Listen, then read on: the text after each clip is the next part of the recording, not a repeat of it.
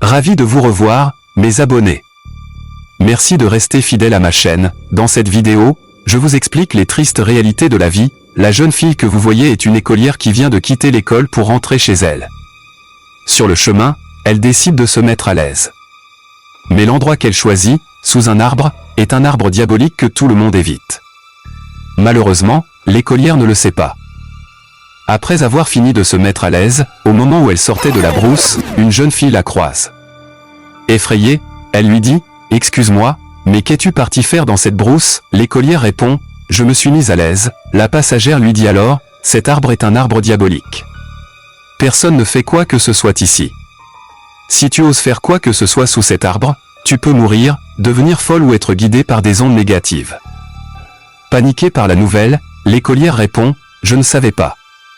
Je ne connais rien de cette brousse ». La passagère lui dit tristement « Je suis désolée, je ne peux rien faire pour toi. Je me rends quelque part. » Puis chacune prit sa route. Quelques minutes plus tard, un esprit apparut sur le chemin que devait emprunter l'écolière et lui tendit un piège. Au moment où elle s'apprêtait à passer, elle fut soudainement bloquée, se figea, puis tomba à terre. Aussitôt après, elle se releva toute seule. Comprenez bien qu'à partir du moment où elle a été piégée, elle n'était plus elle-même. Elle était devenue inconsciente dans tout ce qu'elle faisait. Elle jouait avec son sac comme un ballon, se grattait le corps et la tête, marchait sans but. L'esprit de folie s'était installé en elle. Je prie pour toi qui regardes cette vidéo, que toute personne ou tout esprit qui veut te voir devenir fou reçoive le feu, et que les anges et les archanges les arrêtent, au nom puissant de Jésus-Christ. Triste histoire mais vraie. Depuis qu'elle a uriné sous cet arbre, tout est devenu flou à ses yeux. Tout ce qu'elle savait faire désormais, c'était ramasser des ordures par terre et poser des actes anormaux. L'écolière se promenait seule, toujours vêtue de son uniforme. Elle marchait de village en village, sans savoir où elle allait.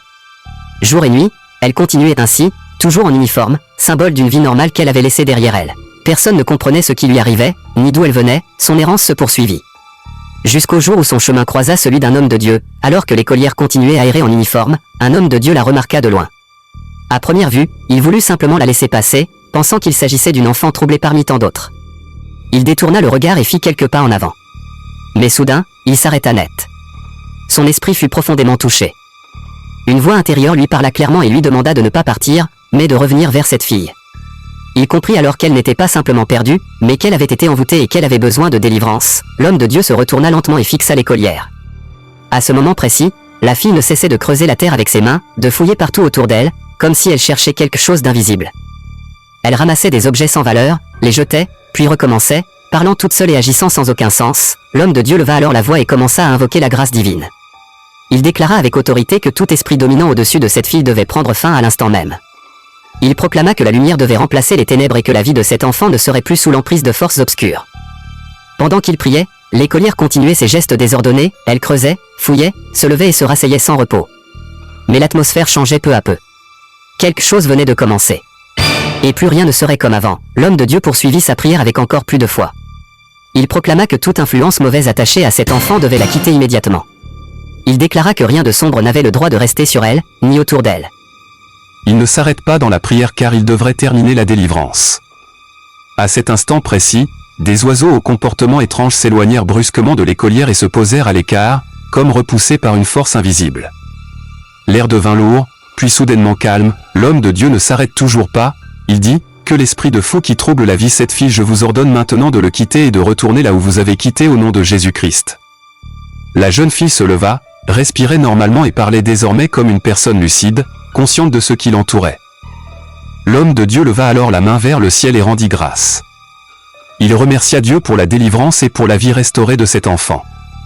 Toi qui regardes cette vidéo, que ta vie soit restaurée et que l'ennemi tombe maintenant et rencontre l'échec au nom puissant de Jésus-Christ de Nazareth. Si tu reçois cette même joie que ce pasteur et moi, tape Dieu est grand dans les commentaires et liquez la grandeur de Dieu. En ce moment, il aide la fille à se nettoyer. Puis il se tourna vers elle et lui demanda doucement « Comment t'appelles-tu ? Et qu'est-ce qui t'est arrivé ?» La jeune fille répondit calmement « Je m'appelle Marie. » D'une voix encore tremblante, elle commença alors à raconter tout ce qui lui était arrivé, depuis le jour où sa vie avait basculé jusqu'à ce moment où elle venait de retrouver sa conscience. Père Céleste, au nom puissant de Jésus-Christ, je prie pour chaque personne qui regarde cette vidéo en ce moment, que ta lumière les enveloppe, que ta paix remplisse leur cœur, et que toute confusion quitte leur vie. Seigneur, protège-les de tout mal visible et invisible, de toute influence négative, de toute attaque spirituelle, et de tout plan qui voudrait troubler leur destinée. Restaure leur esprit, fortifie leur âme et renouvelle leur intelligence. Que là où il y avait la peur, tu mettes la paix, là où il y avait les ténèbres, tu fasses briller ta lumière. Je déclare bénédiction, protection et victoire sur leur vie, au nom de Jésus-Christ. Amen.